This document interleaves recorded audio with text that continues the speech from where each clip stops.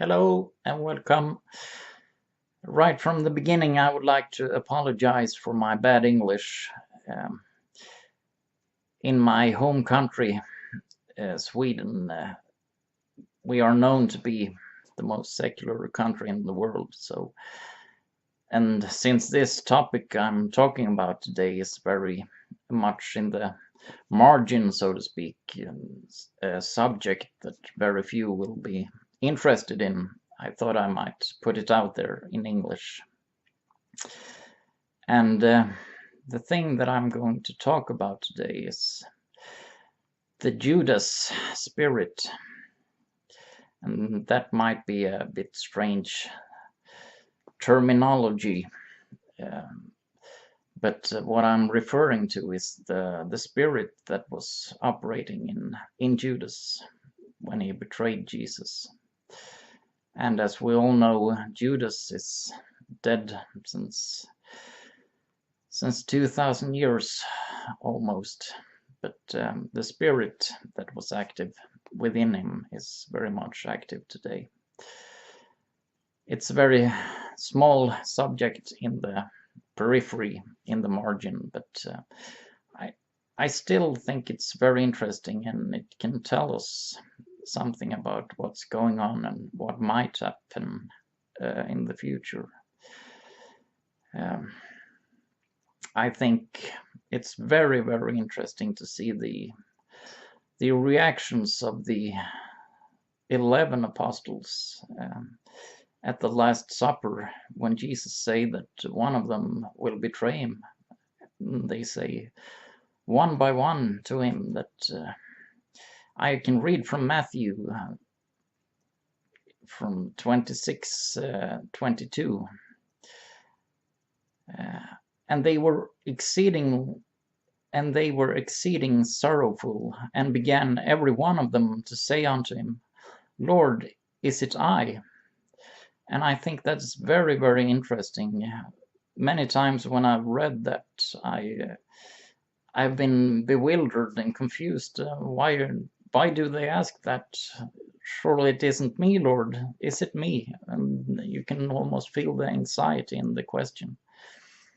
But as we go through this subject, you will see that it's a very legitimate question, because that spirit that had been talking to Judas had always also been talking to the rest of the other 11. And I think Judas is one of those very misunderstood characters in the Bible, and we don't really have a clear understanding about what was his motivating force and why was he doing the things that he was doing. And but we'll go through it, and I hope you stay with me and have patience, because it takes a while to get there.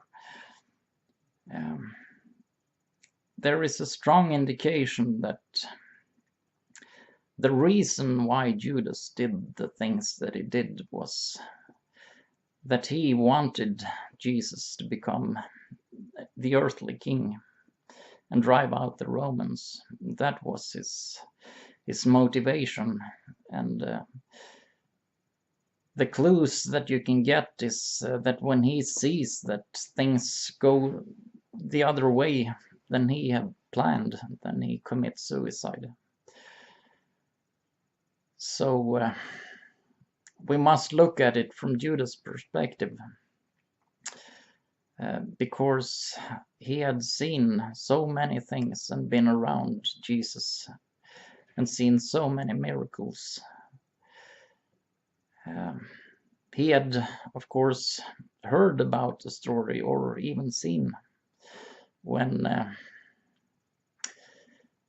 a crowd tried to throw Jesus out of a cliff, and Jesus walks right through the crowd and they can't touch him. And you can read about it in Luke 4. And you could, he had been there and seen Jesus calming the storm. Even the elements couldn't touch him. And it was, in Judas' perspective, very, very safe to turn him over to the Romans. It could only go one way in his perspective. Even his Bible told him so, because the Messiah was going to be an everlasting king. So from his perspective, it was like putting a tiger in the same cage as a couple of house cats. And it could go both ways. The tiger wouldn't necessarily do anything with the cats. And but even if we may doubt that Judas had any strong feelings for Jesus, he knew that the tiger, so to speak, would be along for a long time. And so there's a reason why Judas betrays Jesus with a kiss.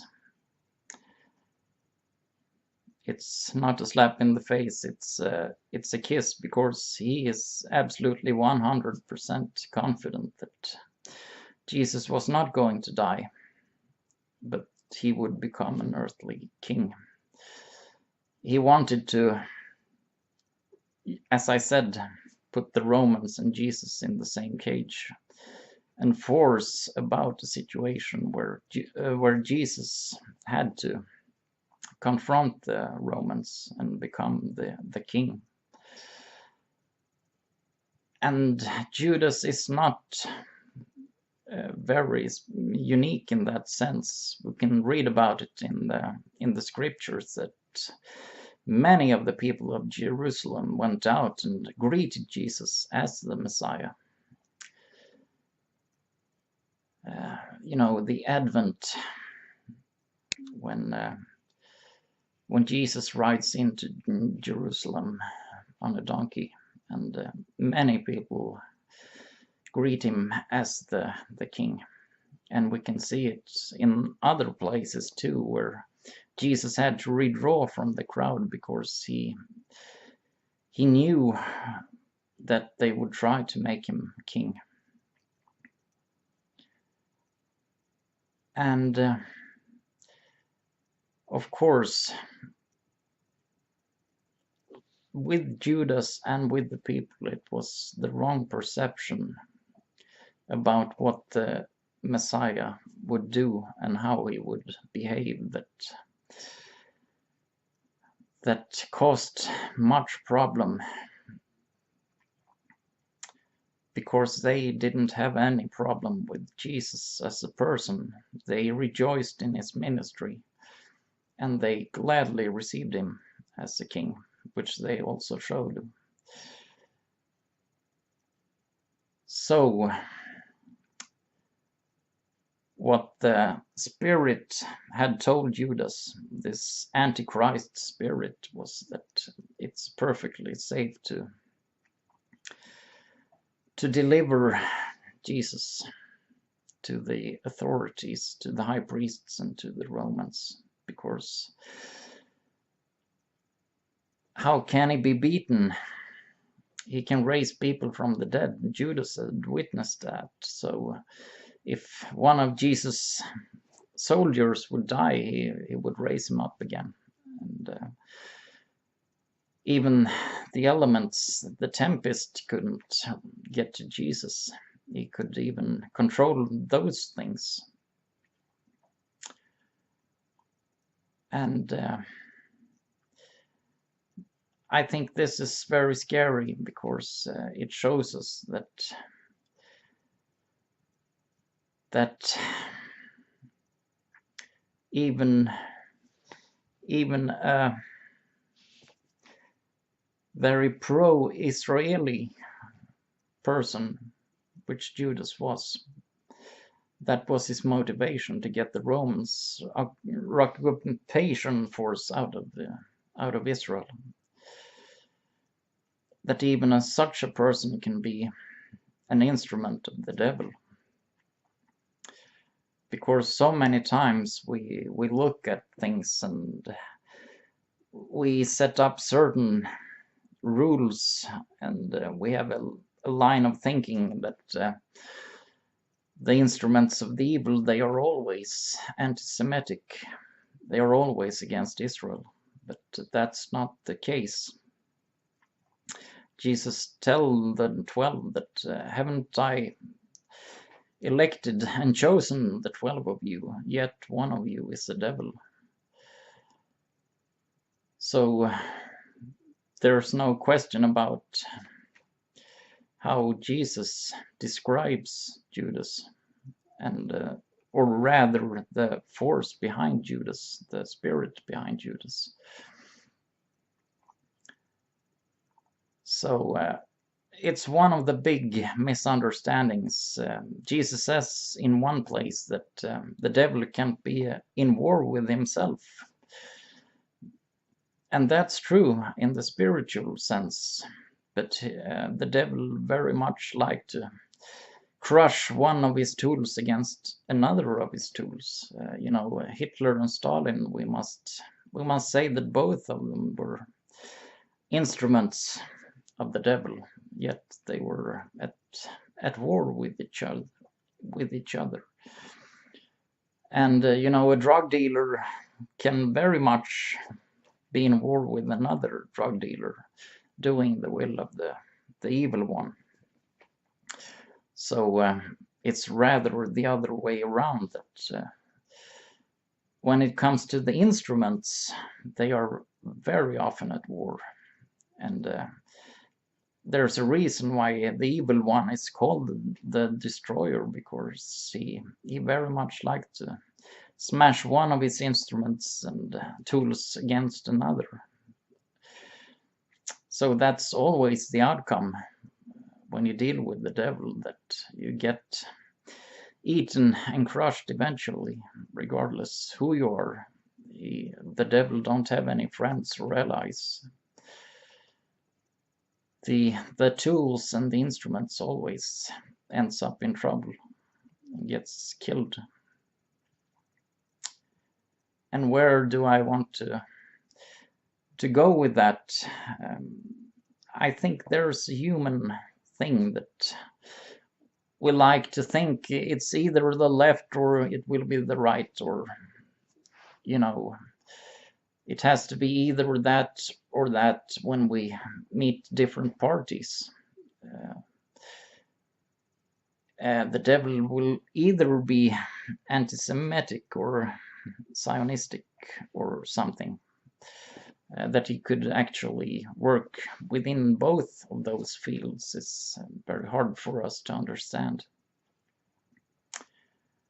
Yet that's the tragic truth. And the tragic truth is also that a true disciple like Judas could actually become a traitor and an instrument of the devil. Because there's no doubt that he was a true apostle. And that's also something to bring into our line of thinking, that even if this and that apostle said this and that, it doesn't mean that it will be the will of the Lord.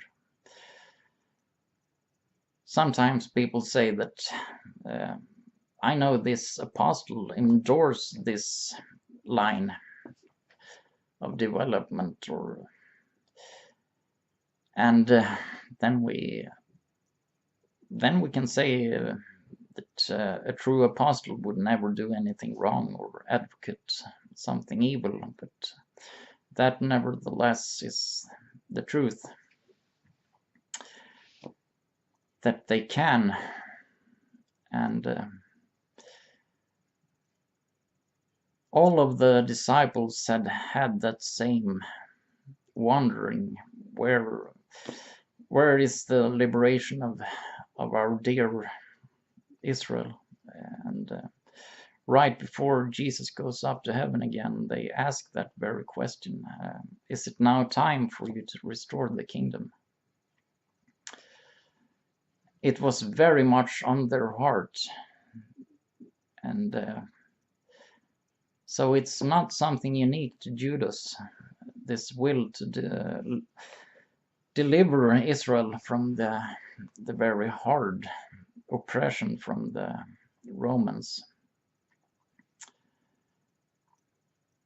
So, and we also know that Peter had told Jesus, when Jesus told him that he would go into Jerusalem and be killed,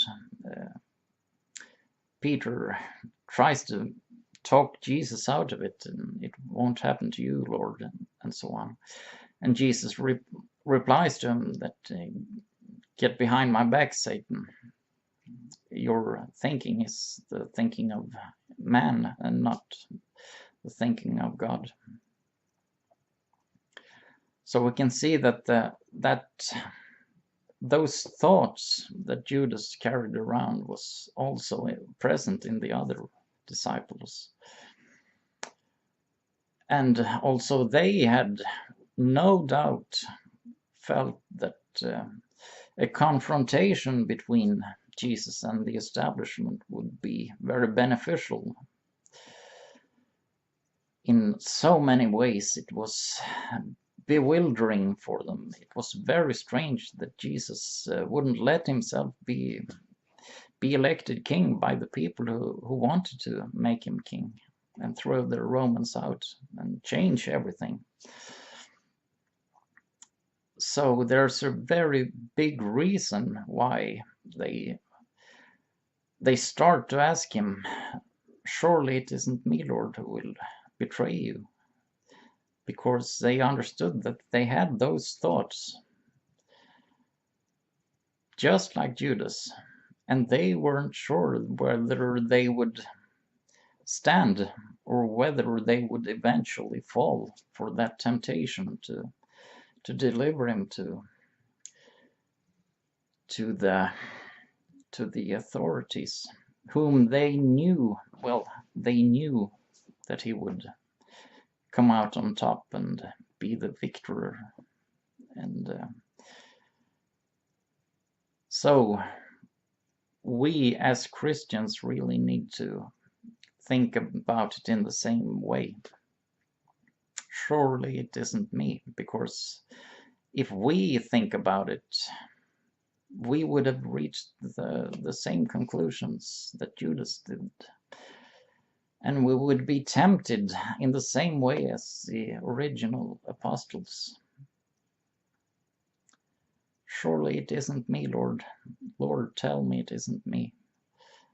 It was anxiety in that question. And we need to have the same modesty when we think about things in our world today. Surely it isn't me, Lord. A true apostle knows that he can fall, and he knows that he will be tempted, and that he needs to be in constant prayer to resist the devil, because it is like that very often the temptation seems to be more intelligent and more understandable than the will of God. So we can learn a great deal from that. And what can we learn from this when we take it into the present day? I think, as I've said, you cannot judge any party or politician or whatever in relation to those two camps, that they are either pro-Israel or against Israel, because most of the time, of course, especially in my country, they are normally against Israel, those who are evildoers. But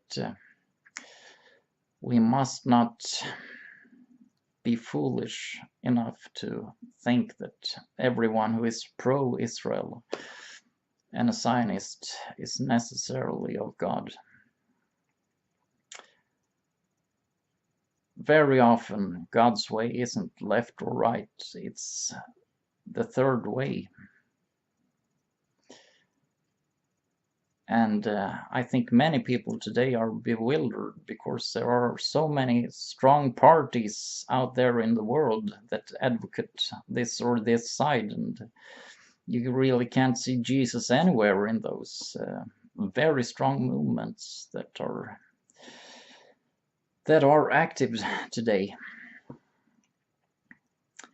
And I think we can be reassured when we read a story like this and think about it, that it's a very good thing, really, to not be a part of those parties, not be a part of the Romans or the Judas crowd.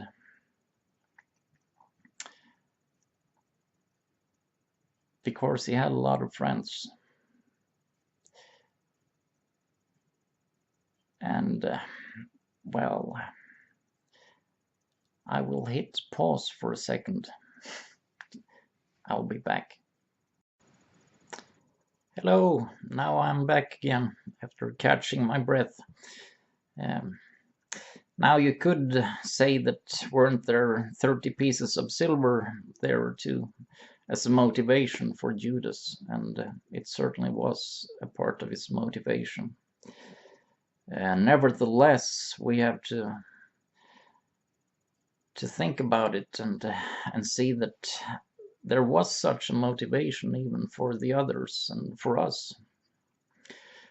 We know that John and James wanted the honor seats and so on. And of course, we are all like that in our carnal being, in our flesh. We have that drive, regardless who we are and how long we've been Christians. And it's just to recognize that we have it within us for as long as we stay here in this world. It's more a question about what do we do with it.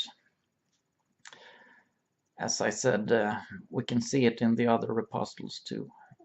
They certainly had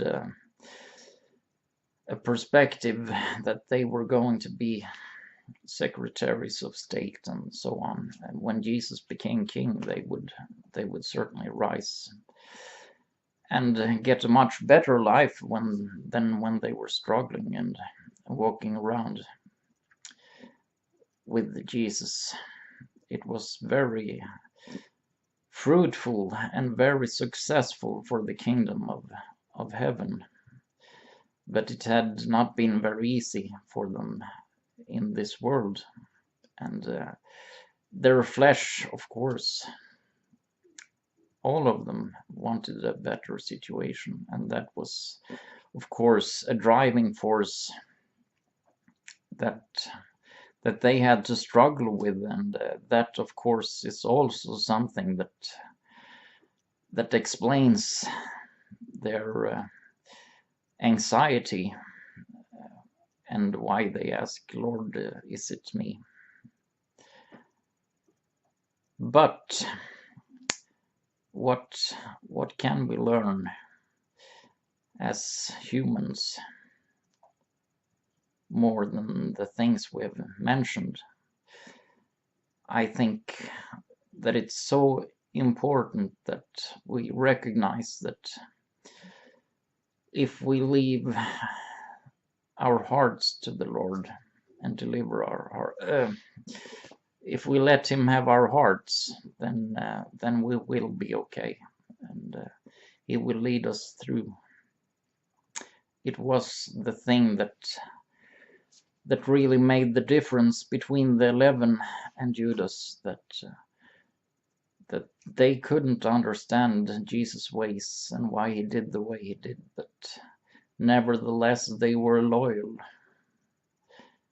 and they didn't go with their own mindset and thinking, but he did. And that was the big difference. Otherwise it could have been any one of them. So if we let him have our hearts, then the rest will follow. If we rely on our thinking, then we will go lost. It's 100% certain that there is no intellectual way to withstand the tests and trials that lay ahead for us. We cannot, with our thinking, find God's way. It's only through the Holy Spirit giving our hearts to him that we can stand. And I apologize for not being able to make this a very beautiful case for you. You have to put the pieces for yourself in place. But if you think about the story and what really happened, you can certainly learn a lot from it. And well, I think I will let it rest there for a moment. And thank you for watching. And once again, I apologize for having problem with the language, but I must confess that I have that in my mother's tongue too. In English, I have an excuse for it. So I hope you got something out of it, and God bless you. And remember that it's a hard thing. It's not an intellectual thing. The world around us look at it, Christianity, as a life philosophy, a set of intellectual beliefs, when it is a spiritual thing. 100%. It's something that needs to be born out of the spirit, and it's a matter of your heart. And then you can start to talk about it and reflect on it. But you would never arrive at a decent understanding about Christianity unless you experience it in your heart. That's 100% the case. And then we just talk about that experience that we had in our hearts. I'm grateful that you took the time. Thank you, and God bless you.